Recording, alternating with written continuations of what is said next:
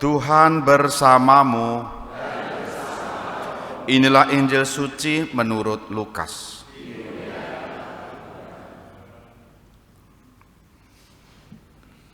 Yesus memasuki kota Yeriko dan berjalan melintasi kota itu. Di situ ada seorang kepala pemungut cukai yang amat kaya bernama Zakius. Ia berusaha melihat orang apakah Yesus itu, tetapi tidak berhasil karena orang banyak dan ia berbadan pendek. Maka berlarilah ia mendahului orang banyak, lalu memanjat pohon ara untuk melihat Yesus yang akan lewat di situ. Ketika Yesus sampai ke tempat itu, ia melihat ke atas dan berkata, "Zakius, segeralah turun. Hari ini aku mau menumpang di rumahmu." Zakius segera turun dan menerima Yesus dengan sukacita. Tetapi semua orang yang melihat hal itu bersungut-sungut katanya, "Ia menumpang di rumah orang berdosa." Tetapi Zakius berdiri dan berkata kepada Tuhan, "Tuhan, separuh dari milikku akan kuberikan kepada orang miskin. Dan sekiranya ada sesuatu yang kuperas dari seseorang, akan kukembalikan 4 kali lipat." Kata Yesus kepadanya, "Hari ini terjadilah keselamatan atas rumah ini, karena orang ini pun anak Abraham.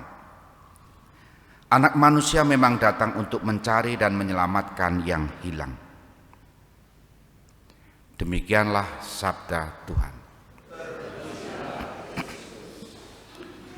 Saudari-saudara, selamat pagi, berkah dalem. Kisah Zakius sangat terkenal, lagunya pun ada. Direnungkan dari sisi mana bisa. Saya akan mengajak saudari-saudara untuk melihat pada bagian Zakius yang berlari dan memanjat pohon. Nah, beberapa waktu yang lalu Paus Fransiskus datang di Indonesia, tiba di Jakarta, lalu ada foto yang viral.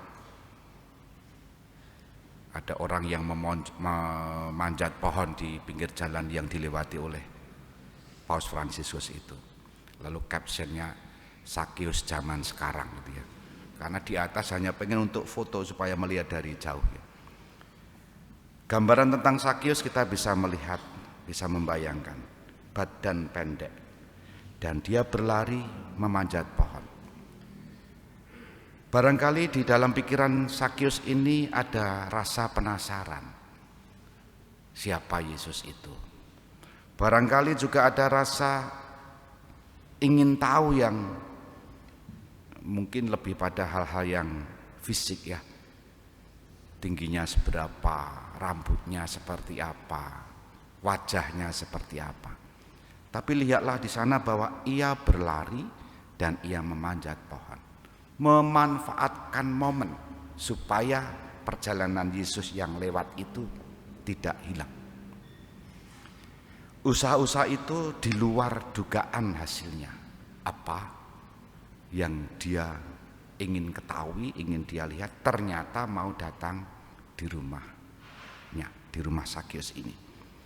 Maka merenungkan satu penggal bagian ayat ini, kita semua diajak. Kalau Zakius berlari, kemudian memanjat pohon untuk melihat, saya sendiri bagaimana? Kita ini bagaimana? Usaha-usaha untuk berlari dan memanjat itu adakah? Barangkali fisik mempengaruhi ya. Pak Zakius kan pendek ya unda-undi dengan saya lah ya. Mau naik mimbar saja juga harus ada dingklek atau apa ya. Tapi poinnya begini Bapak Ibu Saudara-saudara, Zakius berusaha karena keterbatasan fisik. Nah, barangkali kita juga bertanya, adakah keterbatasan fisik sehingga kita lalu berusaha untuk melihat Yesus? Atau yang tidak terbatas secara fisik tidak berusaha? Nah, gambarannya sederhana. Kadangkala itu kita pengen ketemu Tuhan, alasan saja. Hujan saja, kalau misal mingguan hujan itu udah mangkat rak? Enggak. Boleh neng omah. Syukur-syukur online. Aduh. Jadi poin pada berlari dan memanjat itu gambaran usaha untuk berjumpa seperti apakah Yesus. Kalau kita renungkan konteks kita, apa yang kita usahakan untuk berjumpa kepada Yesus, berjumpa dengan Yesus, menemui Yesus. Meskipun usaha kita itu tidak beruntung Sakeus didatangi di rumah kita. Bahkan bisa jadi kita punya keirian tertentu ketika kita sudah berusaha sembahyang yo sregep, misa yo rutin, lingkungan juga tekun. Bahkan asa-asa setelah mereka bisa pulang tetap mulungi apa jenenge kae, kloso, kursi. Teman kita yang tidak pernah ke gereja, tidak pernah di lingkungan rosario wae ya datnyang kok rezekine luwih lancar ya. Kadang-kala kita membandingkan dengan usaha kok sia-sia. Apapun itu hanya Tuhan yang memberikan kemurahan seturut dengan kebijaksanaannya. Maka keberuntungan Sakeus itu jangan serta-merta kita ingini, tapi usaha kita berjumpa kepada Tuhan, dengan Tuhan sejauh apa. Soal hasilnya itu biarlah Tuhan yang menentukan. Kita hening sejenak.